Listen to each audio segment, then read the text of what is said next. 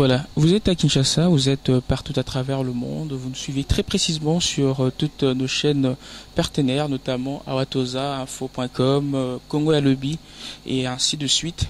Et pour le compte, bien sûr, de cette grande et unique émission d'actualités diverses, nous avons tendance, bien sûr, à recevoir pour vous toute cette panoplie de ces gens, bien sûr, qui œuvrent dans plusieurs domaines de la vie, notamment la musique, les arts, précisément, et ainsi de suite, j'en passe. Et aujourd'hui, gros plan sur une personne qui est un animateur culturel. Il va bien sûr nous parler de lui, et cette fois-là, nous allons faire un très gros plan sur sa vie professionnelle. Il va nous parler de lui, de son parcours et de ses objectifs qu'il prépare à lancer incessamment. Et c'est à découvrir avec de plus amples détails tout juste après ceci. Suivez.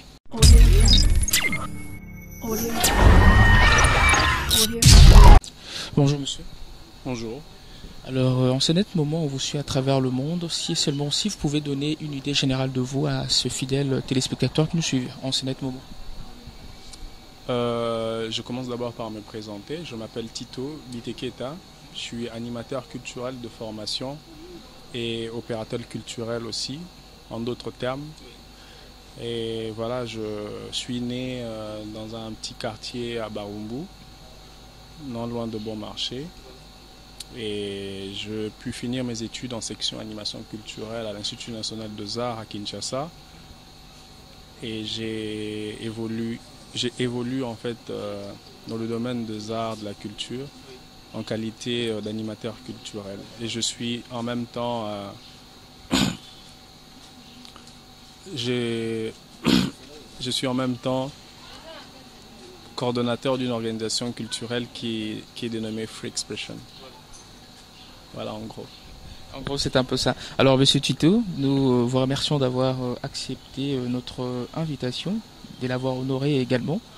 Alors, aujourd'hui, l'émission Arada a voulu bien sûr vous recevoir et puis parler de vous en long et en large cette fois-là, avec des plus amples détails. Alors, parlez-nous un peu de la structure Free Expression dont vous êtes l'un de ses coordonnateurs.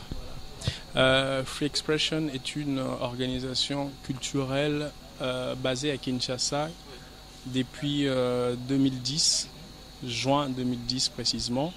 La structure a pour objectif de développer la culture d'une manière générale et la promotion artistique en particulier. L'art reste le vecteur de communication pour de projets relatifs à l'éducation, aux projets humanitaires, de développement aussi. Voilà. Et en passant, Free Expression regorge en son sein combien de personnel, soit combien de personnes sont derrière vous pour réaliser tous ces projets? Je dirais qu'il y a 8 collègues avec moi. Notamment moi-même, d'abord, je suis le fondateur et coordonnateur principal de l'organisation. Derrière moi, il y a un chargé de projet qui s'appelle Monsieur Blaise Naluango.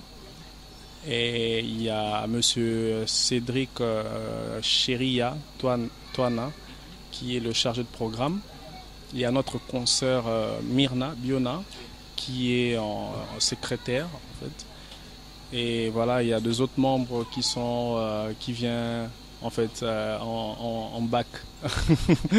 Voilà. Alors, monsieur Tito, je pense que les gens qui nous suivent en ce net moment vont se poser tant de questions, de savoir, monsieur Tito, qui est animateur culturel, il le dit bien. Il a eu à dresser un tout petit peu son cursus estudiantin. Et quelque part, ils veulent savoir qu'est-ce que monsieur Tito, en compagnie de sa structure qui est Free Expression, ont eu à réaliser de concret ici à Kinshasa avant de s'épanouir à travers le monde.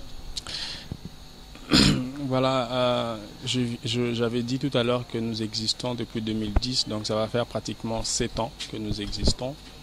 Nous avons pu réaliser pas mal de projets, pas mal de activités. Notamment je commence par du côté management artistique. Nous avons managé un artiste qui est sorti du groupe Viva la Musique qui s'appelle Perle Noire. Mais je pense qu'elle a mis fin à sa carrière pour des raisons privées. Nous avons aussi aidé un groupe de rap qui s'appelle Prototype Bantu. Pendant leur cursus, on a beaucoup évolué avec eux. Il y a aussi un slammer qui s'appelle Peter Komondoa, avec qui on collabore aussi pour son projet, son album qui vient de sortir. Donc nous avons aussi eu à réaliser pas mal de projets liés à l'éducation, liés au développement.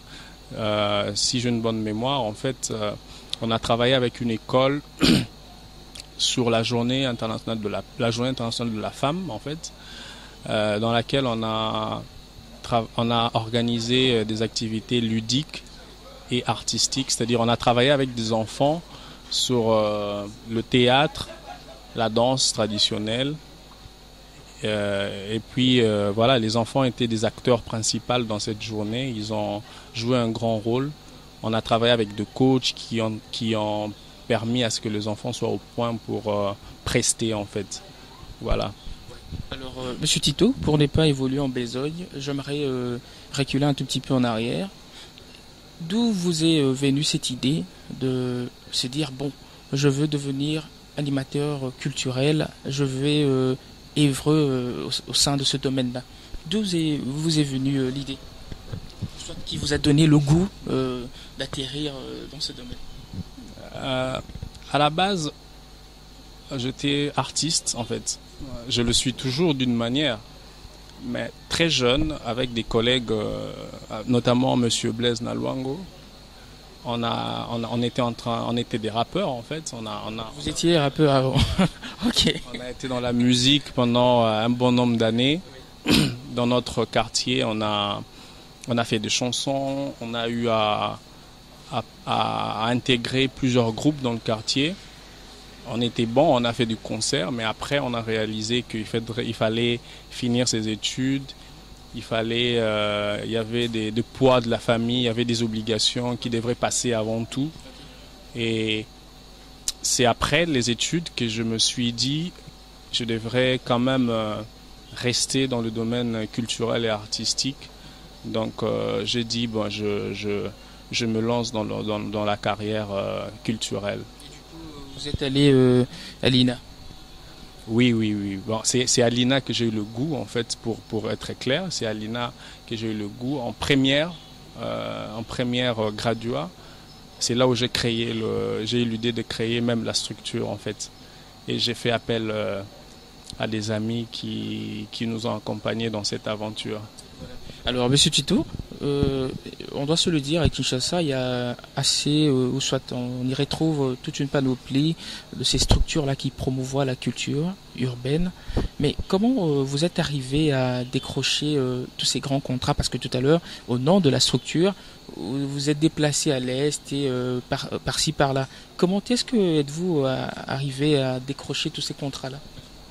Je pense que la structure aussi a un caractère managérial. Donc, Monsieur Blaise Nalwango, qui est le chargé de projet, il a à sa charge de décrocher, de faire en fait le networking pour qu'on arrive à avoir des tuyaux, qu'on arrive à avoir de contrats, qu'on arrive à avoir de partenariats avec d'autres organisations pour réaliser nos projets. Donc il y a des projets dans lesquels nous sommes appelés à collaborer. Donc on nous appelle pour collaborer, mais il y a aussi des projets où nous sommes des acteurs principaux et nous invitons d'autres structures pour nous aider. Donc je donne un exemple. On a été contacté pour travailler dans ce grand projet qui s'appelle Peace One Day. Je pense que c'est pas un projet à présenter, c'est un projet à caractère international. Donc il y a eu des grandes stars qui ont pris part à cette aventure, notamment Akon, Agoma en 2014, Lexus Legal, Innocent Baloumé. Et le projet a tourné dans la région des Grands Lacs et même au-delà de frontières de Grands Lacs. Donc nous avons été contactés pour travailler dans ce projet. En 2015, on a organisé un gros concert ici à Kinshasa, au Palm Beach, dans laquelle a pris part pratiquement 10 artistes musiciens congolais et étrangers pour chanter au nom de la paix, pour réclamer la paix dans notre pays. Et en 2016, voilà, on a organisé la même journée, la journée internationale de la paix avec Peace One Day au niveau de Goma.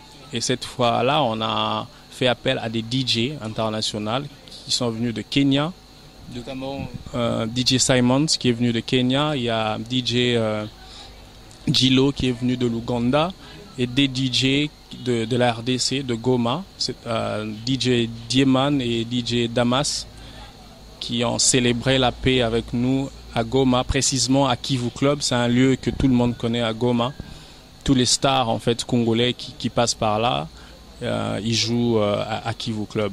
Donc, voilà. Alors, Monsieur Tito, je vous rappelle que, ou soit je vous signale que l'on nous suit à travers le monde et peut-être via cette émission, vous pouvez éventuellement décrocher un nouveau contrat ou soit avoir une autre personne qui veut se rajouter dans l'aventure Free Expression. Alors, je voudrais savoir quelque chose. Qu'est-ce qui fait en fait la particularité de Free Expression? Je préfère être modeste. Je dirais pas qu'on est très différent d'autres structures. Parce que avant nous, il y a eu des structures qui étaient bien avant nous. Je pense qu'on a juste emboîté le pas, mais c'est juste qu'on essaye de ramener à bon port en fait le buzz de la culture congolaise. En fait, c'est en fait ça. Je préfère être modeste et dire ça. Mais soyez un peu plus ouvert, hein, sentez-vous aller. Non, mais c'est ça. Voilà, je pense que c'est vrai. Donc on a rien d'extraordinaire. C'est juste notre savoir-faire, la volonté de bien faire les choses, la passion en fait d'aller plus loin, de travailler pour l'intérêt de la communauté, pour travailler pour le bien du pays. En fait, je pense que c'est ça, c'est juste la motivation qui est un peu spécifique, qui est un peu particulier, mais je pense que il n'y a pas une grande différence. Ouais. Ces autres structures. Alors, Monsieur Tito, nous sommes en plein 2017 et on revenait, ou soit on a quitté le cap 2016 pour 2017. La structure Free Expression prévoit déjà quoi en avance qu'on peut éventuellement attendre de nouveau, ou soit d'innovant cette fois? Je viens de dire qu'il y a... Je pense que déjà dans la nature de la nature, rien ne s'écrée. On répète toujours la même chose en fait. Même dans la mode, on est toujours dans le même truc, mais c'est juste le temps qui passe et on revient dans le même style. Donc voilà, nous avons beaucoup de projets que nous espérons mettre à jour. Mais tu sais, de projet, c'est de l'argent aussi, donc quelqu'un peut éventuellement l'entendre et puis accepter bien sûr de mettre la main dans la pâte. Si c'est bon, si vous êtes ouvert cette fois. Bien évidemment, donc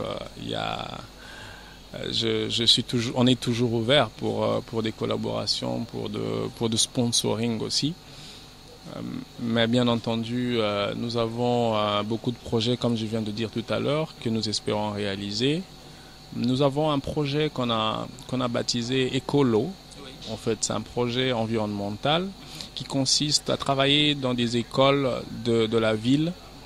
En fait, l'objectif, c'est de planter, de sensibiliser les enfants sur la question environnementale. L'idée, c'est que chaque enfant puisse planter un arbre chez lui pour l'environnement. Je pense que tout le monde connaît en fait est au courant du réchauffement climatique. Donc vous appelez la jeunesse à reboiser, la planète. Donc je pense que c'est très important. C'est parmi les objectifs du millénaire. Donc voilà, ça c'est un exemple de projet qu'on espère réaliser. Mais il y en a tant d'autres qu'on a envie de mettre à jour, en fait. Alors, ok, là c'était la phase A de Free Expression, dévoilée par Monsieur Tito. Et est-ce que Monsieur Tito peut nous donner l'opportunité, ou soit la chance, de connaître la phase B de Free Expression, la structure dont il est le président, ou soit le précurseur, ou soit le coordonnateur? Si je comprends, la phase B, c'est-à-dire tu veux que je dévoile un peu plus d'autres projets. Non, mais je pense qu'on peut se limiter par là parce que c'est un peu, voilà, je dis que les projets, on a beaucoup de projets, mais je pense que c'est mieux plutôt de le réaliser que d'en parler comme ça. Voilà, voilà, on ne sait jamais. Mais je vous dis, il y a beaucoup de projets qu'on pense réaliser. Il y a aussi un projet qu'on a toujours rêvé de mettre à jour, un projet qui consiste à travailler avec des enfants en rupture familiale, c'est-à-dire qu'on appelle ici des chégués et tout, mais qui sont en fait dans des centres de récupération. En parlant de Chegué, est-ce que la structure Free Expression pense éventuellement mettre sur pied un projet qui va, je ne sais pas moi, un projet qui suscitera à construire des orphelinats pour ces enfants défavorisés? Si on arrive à avoir de financement, oui, pourquoi pas. Mais je pense que nous sommes plus dans un plan où on veut arriver à mêler les arts à des domaines humanitaires et sociaux en fait. Donc, c'est-à-dire que nous, on veut travailler avec des enfants qui sont récupérés dans des centres de récupération en rupture familiale. Et vous les orientez On prend de coach, c'est-à-dire on travaille avec des professionnels d'art, notamment des artistes musiciens, des donc si je comprends bien, ces enfants défavorisés, vous n'avez qu'un seul passage à leur montrer, ou soit vous les orientez que dans la musique? Pas forcément dans la musique, mais dans divers domaines artistiques, notamment culturels. Je viens de parler de la musique, du théâtre, mais ça peut être aussi la peinture. Donc on prend de coachs qui travaillent avec eux. Et après, je pense que ça pourrait être un métier pour les enfants. Ça peut être un gain pour leur futur, au lieu de rester comme ça dans le centre. Bien sûr qu'il y a des centres qui leur donnent des moyens d'étudier. Mais nous arrivons aussi pour leur permettre d'avoir un métier qui peuvent les aider à survivre dans le futur. Voilà. Alors, Monsieur Tito, je m'en vais ouvrir une petite parenthèse. Peut-être ça va vous faire rigoler un tout petit peu. Alors, récemment, vous étiez à Dubaï, selon nos investigations. Alors, quelle lecture faites-vous de la vie de là-bas et celle d'ici? Merci pour la question. Culturellement, on parle. Ça m'amuse en fait la question. Voilà. Mais ça tombe bien que tu me poses cette question. Là, je vais aller en fait pour dire. Là, je passe directement un message aussi aux autorités du pays. Je pense qu'on devrait vraiment travailler pour remonter le buzz de la culture de notre pays. Donc là, je parle peut-être au ministère de la Culture et des Arts. Ouais, donc, je pense que c'est super important d'alimenter le domaine culturel, parce que dans d'autres pays, ce sont des domaines qui ramènent aussi de l'argent dans le pays. Donc, c'est un secteur qu'il faut alimenter, qu'il faut mettre de moyens pour que ça marche. À Dubaï, j'ai pu voir les choses autrement. Oui, exactement. Donc, j'ai pu aller dans des sites culturels. Mais j'ai vu des choses incroyables en fait. Puiser de nouvelles idées. Ouais. J'ai vu des galeries d'art incroyables qui n'existent pas ici. Je sais pas si on en aura, mais c'était juste surprenant de voir rien que des galeries d'art comme ça à des mètres carrés énormes avec plein d'artistes, des peintres, voilà, toute forme artistique visuelle que j'ai vue là-bas, des trucs super high-tech, des trucs très créatifs, des artistes qui sont venus, qui viennent de partout dans le monde, qui exposent leur travail. C'était juste surprenant, c'était extraordinaire. Donc moi, j'invite les autorités de notre pays, mais aussi les artistes bien sûr, parce que on a tous une part de responsabilité. Les artistes doivent faire bien leur travail, qu'ils arrêtent aussi de déconner, qu'ils arrêtent Donc, si je vous comprends bien, quelque part vous aviez été un tout petit peu choqué. Oui, exactement. Donc les artistes doivent bien travailler donner une bonne image du pays, être vraiment créatif, ça c'est les plus importants. Et les autorités doivent aussi aider les artistes, accompagner les artistes dans leurs projets, dans leurs actions en fait. Voilà. Donc, et quelque part, Monsieur Tito a eu à puiser quoi de nouveau à ramener ici? Oh là là. Je pense que depuis que j'étais à Kinshasa, j'ai su dire que nous avons de choses à améliorer en fait. Donc c'est pas que du fait que je suis sorti du pays revenir non, parce que de l'autre côté on voit la vie autrement, on voit les choses autrement et du coup on peut se dire bon, ça par exemple je n'en trouve pas chez moi, je peux éventuellement ramener l'idée chez moi et puis ça va faire quelque chose de Bah, je pense que pour commencer, on devrait d'abord avoir des scènes. On n'a pas de scène. À Kinshasa, on n'a pas de scène. On n'a pas une grosse scène, en fait. Si c'est pas le centre de Wallonie Bruxelles, si c'est pas les instituts français, si c'est pas le centre culturel américain, je pense qu'on n'a pas de scène. Le centre culturel congolais, qui est la salle du zoo, est en état. Voilà, je pense que en fait c'est un lieu, c'est un centre qui doit être rétabli en fait. Donc pour que ça répond à des normes, à des standards qu'il faut, pour ne pas dire international. Donc je pense qu'il faut commencer par créer des infrastructures culturelles dans notre pays pour qu'on arrive à remonter le buzz de la culture dans notre pays, c'est-à-dire créer des salles de cinéma, créer des studios de musique, des studios de cinéma. Moi, j'ai vu à Goma un grand mouvement de cinéma dont je suis très fier. Il y a un gros truc à Goma, de gros projets de cinéma. J'ai travaillé moi-même dans un festival international de cinéma à Goma, CIF, Congo International Film Festival, dont j'étais en charge des workshops, donc j'étais le workshop manager. C'est moi qui ai géré toutes les ateliers qui étaient prévus, c'est-à-dire les ateliers de réalisation, de shooting, de photos, voilà, de plein de trucs. J'ai géré plein d'ateliers dans ce festival. J'étais très fier de voir comment est-ce que des Congolais à l'est du pays ont cette capacité, ont cette motivation de travailler dans le domaine cinématographique. J'étais vraiment content de voir ça. Mais aussi, je travaillais dans un projet de mode, Goma Fashion Show, dans sa 3e édition. J'ai fait un big up à Mapendo Sumuni, qui est la responsable de cet événement, dont j'étais en charge de la communication, presse et tout, médias.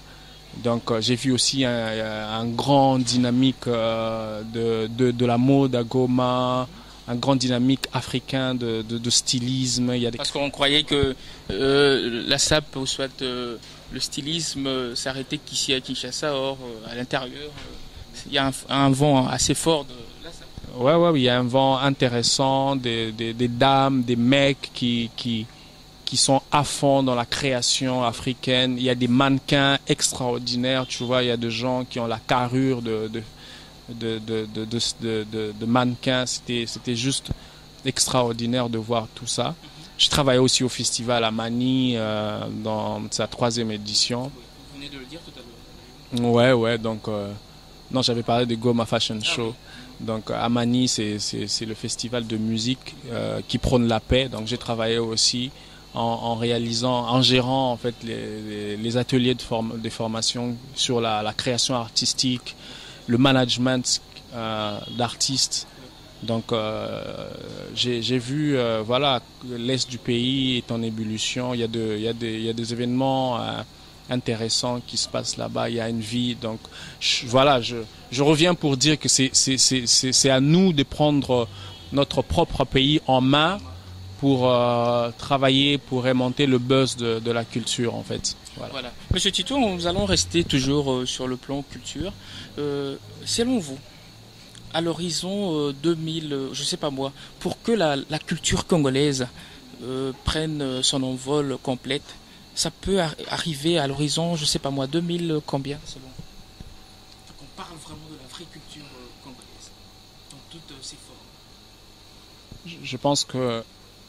Je pense que tout dépend de nous, en fait. Je pense que ça doit passer par la mentalité de gens, déjà. Donc, il faut qu'on arrive à arranger nos mentalités pour qu'on arrive à projeter, en fait. Parce que si tu es déjà bloqué au niveau mind, au niveau de la tête, au niveau mental, je pense que tu peux pas projeter plus loin, en fait. C'est ça, en fait. C'est même le point culminant, c'est même le bug. En fait, s'il y a une différence entre nous et les autres pays, c'est parce que nous, on a une vision, comme on dit, une vision parcellaire. On n'arrive pas à voir loin. Le Congolais n'aime pas son propre frère. Le Congolais jette des trucs dans la rue, pense qu'il y a quelqu'un qui doit ramasser, mais c'est pas comme ça qu'on va décoller. Il faut d'abord commencer à nettoyer nos têtes pour avoir des horizons, pour projeter. Donc je pense qu'il faut d'abord commencer par là. Le changement doit commencer par Pardon ? Le changement doit commencer par le Congolais lui-même. Lui-même, je pense que oui. On doit d'abord commencer par changer nos propres mentalités et c'est à partir de là qu'on va pouvoir projeter quelque chose de bon, sinon ça ne va pas arriver. Donc du coup, je ne pense pas que je peux arriver à imaginer une horizon pour le pays. Je pense que pour moi, je pense que c'est un peu difficile. Donc bien qu'il y a des projets qui est dans ce sens-là. J'ai vu de projets, imaginons à Kinshasa dans 50 ans, imaginons truc pareil, j'ai vu de projets comme ça, qui est même en cours. C'est bien de oser, de penser à changer l'image du pays comme ça, mais je pense que tout doit commencer par la tête. D'abord, il faut qu'on commence à nettoyer nos cerveaux. Ouais. C'est bien bon. Alors on va jouer à un petit jeu. Admettons qu'aujourd'hui, M. Tito était le ministre de Culture et des Arts. Le jour de son investiture, les jours d'après, il va toucher par où pour commencer les choses? Je vais commencer par organiser une grosse réunion avec tous les acteurs culturels, c'est-à-dire les artistes, les opérateurs culturels, les animateurs culturels, tous les acteurs culturels. Je vais organiser une grosse réunion. Et cette fois-là pour changer la donne. Oui, pour les écouter, identifier les besoins et ensemble avec eux projeter ce qu'on veut faire pour la culture de notre pays. Parce que c'est eux qui connaissent le besoin. C'est à eux de définir les besoins. C'est à eux de définir ce qu'ils veulent. C'est à partir de là qu'on peut changer les choses. C'est à partir de là qu'on peut avoir de projets. Donc je pense que c'est ça en fait. Et ça vous fait quoi lorsque vous voyez votre structure que vous tenez aller de succès en succès pendant que d'autres structures coulent? Ça vous fait quoi? Je pense que ça me fait du bien de voir émerger mon organisation, même si c'est pas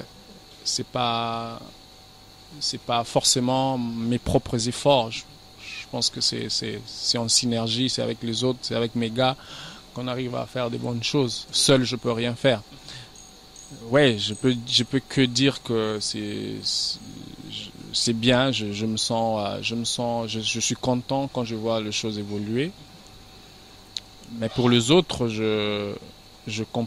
pour ne pas dire je compatis, mais je pense qu'on est appelé à collaborer pour qu'on avance. Si moi j'arrive à faire bien les choses avec mon organisation, j'ai le souci d'approcher les autres. Je pense qu'il est aussi de mon devoir d'approcher les autres organisations qui n'arrivent pas à faire de grandes choses pour les aider.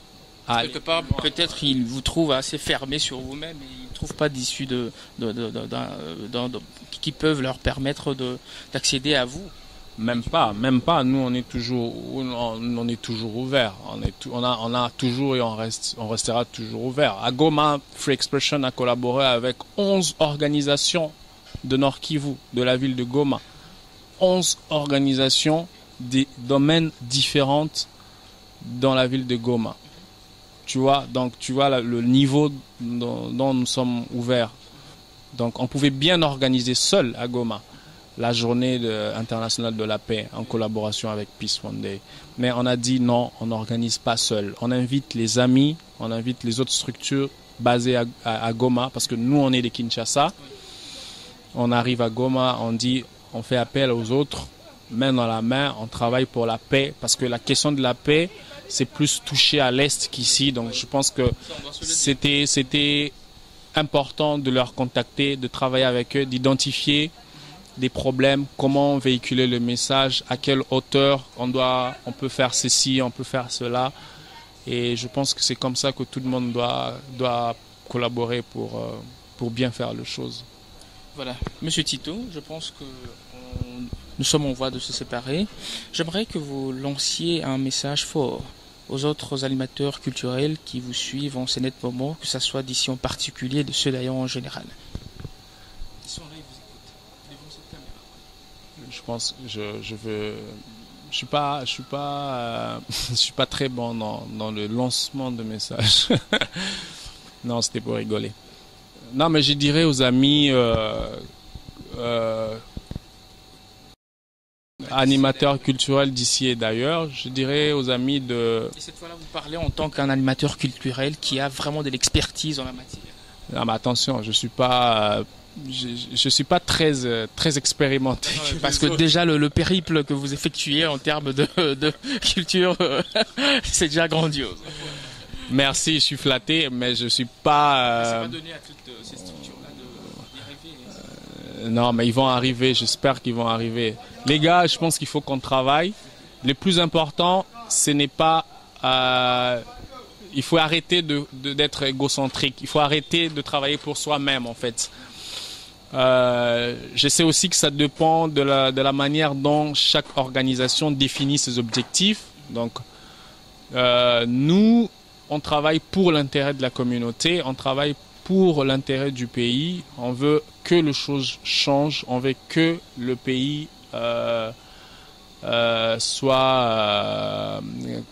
émerge. Voilà. Donc, je pense que sur le plan de vie culturel, exactement.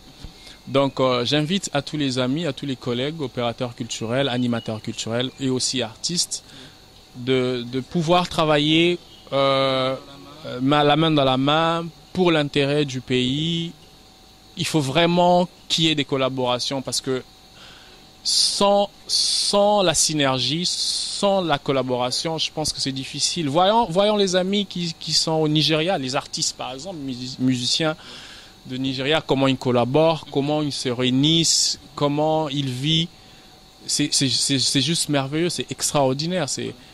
C'est ça en fait ce qu'on a besoin pour notre pays. C'est ça ce qu'on doit faire. Je pense que j'appelle juste à l'unité, à la conscience et voilà. Alors je pense que là c'était les propos de Monsieur Tito. À titre de rappel, nous vous signalons que nous avons reçu pour vous Monsieur Tito Biteketa, bien sûr, qui est le coordonnateur principal de la structure Free Expression. Il a bien sûr parlé de lui et de la structure. Donc on a fait un gros plan cette fois-là sur lui et puis bon, voilà, ça donnait ce que ça donnait. Alors Monsieur Tito, je pense qu'on se sépare déjà, mais je veux vous poser juste deux petites questions. Alors, si c'était à refaire, Monsieur Tito, c'est qui? Si c'était à refaire, je serais un rappeur. Ouais, je serais un artiste. Congolais ou de l'étranger? Non, mais moi je suis congolais, j'adore mon pays, je pense que je le suis, donc fier d'être congolais, fier d'être africain, voilà. Alors je pense que les bonnes habitudes, on les loupe toujours pas. Si Monsieur Tito peut faire un petit truc de rap, parce que voilà, tout à l'heure il me disait qu'il était... Là, c'est... Là, c'est... Tu sais, ça fait combien d'années que j'ai arrêté de... Slammer alors. De prendre le mic. J'ai plus la force, j'ai plus les mêmes énergies qu'il y a 15 ans. Donc, j'ai fait un big up à tous les artistes. Clin d'œil à Peter Commando qui sort son album. Je salue les amis. C'est de petits, mais ils sont grands. Les artistes, musiciens, le rappeur de groupe Proto B. je pense qu'eux, ils sont mieux pour nous représenter actuellement. Donc voilà. Non mais vous avez échappé à ma question. Vous n'avez pas fait ce qu'on vous a demandé. Non, mais je pense que c'est à eux de prendre le relais de faire du freestyle. Moi, ça fait longtemps. Je pense que ça va être un peu difficile pour moi. Et avec tout le respect que je vous dois, bien sûr. Et pour clôturer, Monsieur Tito est marié, je sais pas, fiancé? Je suis pas encore marié, mais je suis pas seul. Donc, je mène une vie en couple. Ouais, donc voilà. Si vous pouvez en passant saluer madame. Je salue mon amour. Elle sait, elle se reconnaît là où elle est. Elle est loin de la RDC en ce moment, mais on va se voir très bientôt. Donc, gros bisous. Voilà. Monsieur Tito, ça a été un réel plaisir de vous recevoir dans cette émission et partager votre expérience culturelle. Alors, on se sépare déjà. Quelques salutations pour que l'on clôture définitivement cette émission. Voilà, là, j'ai dit juste merci à toi, Ulrix, réel Mambé. Oui. Voilà. Donc, oui, bon, on a eu à porter plusieurs casquettes, on doit se le dire. Exactement, donc voilà, heureusement tu le soulignes. Oui. Donc j'ai dit juste big up à tous les artistes congolais qui font de la bonne musique, les amis, les collègues. Je salue tout le monde, tout ce qui me connaît. Bonsoir, bonjour à vous. Je suis à nouveau à Kinshasa, donc je pense qu'on va développer de projets ensemble. Donc voilà, merci. Juste ça. Ouais. Voilà. Je pense que c'en est fini pour ce tout nouveau numéro de cette émission. À titre de rappel, je m'en vais encore marteler que nous avons reçu pour vous deux animateurs culturels de la ville-province de Kinshasa qui œuvrent dans le domaine bien sûr de la culture, qui promouvoient la culture urbaine. Et il revient d'un très long périple. Il était à l'Est, il est allé également au-delà de nos frontières, à Dubaï très précisément. Raison pour laquelle il est trop frais et cette fois-là on trouve tout ce qu'on peut trouver de chic sur lui. Et ça a été un réel plaisir de le recevoir, Monsieur Tito Biteketa. Et je ne peux bien sûr en aucun cas désannoncer cette émission sans remercier toute l'équipe qui m'a tenu compagnie en ce jour. Et là je fais un grand clin d'œil à celui qu'on appelle le DJ authentique, le DJ le plus frais de la ville-province de Kinshasa, ainsi qu'à sa femme Jenny Moupenda qui nous suit depuis Cotré et là nous sommes en Belgique, et sans oublier à Jonathan B.T. Bonimangolo, Silina l'angolaise, Silina vraiment Tosola qui récemment sur WhatsApp, Silina l'angolaise, il y a eu Angwana, ainsi qu'à Esther Bekanga, maman na Thérésiana à Chicago, Jordi Lambourgeois là de l'autre côté vers Vienne, là nous sommes en Autriche, Jonathan B.T. Boniemangolo, David Mangili, le vrai stétois, donc moi na Dallas au hasard reconnu légalement et officiellement na Donald Trump Yemoro, et sans oublier le cœur de quelqu'un, elle c'est Lucie Marie Tumbonio, donc la perle de perles, il est vraiment Mutakanga Masolo, donc tant bas au bas réel bata la pemba la moko kuna Lucie Marie Tumbonio. Là nous sommes à Grenoble très précisément.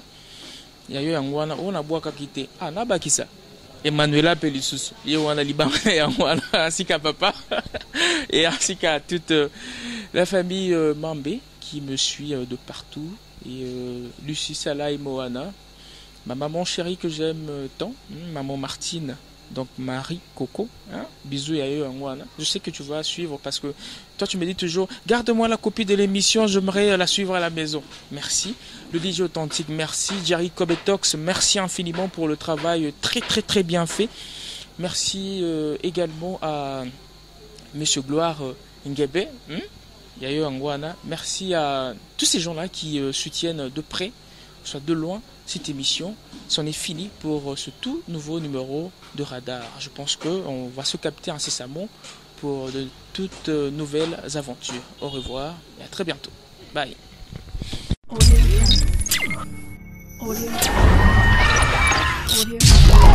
parle de toi, tu es le meilleur des montiers, quoi. Là, tu es dans les boutiques moi-même, dans celui-là. Vous voyez, comme vous voyez là, c'est les marchandises qui viennent d'arriver de Bruxelles. Donc nous, on les ramène d'Hollande, ça vient de Bruxelles et puis ça